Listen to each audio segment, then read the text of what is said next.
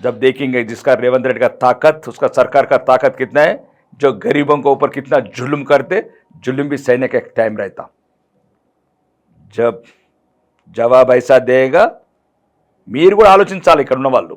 ఇప్పుడు చూపేయండి తడాక, ఇప్పుడు వస్తున్నాయి కదా ఇవేంటి జిహెచ్ఎంసీ ఎన్నికలు, చూపేయండి జవాబు దేదు.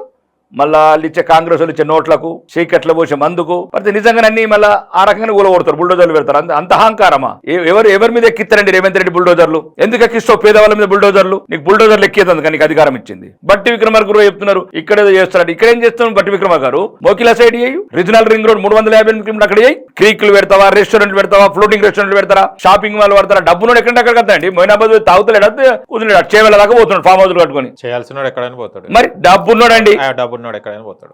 పేదవాడి కడుపు ఎందుకు కొడతారు? అదే మేము అడుగుతున్నాం, అదే బీజేపీ తప్ప దాంట్లో ఏం లేదు. నల్గొండకు సాగునీరు, పేదవాళ్ళకి ఎటువంటి అన్యాయం జరగకుండా ప్లానింగ్లు చేద్దామని.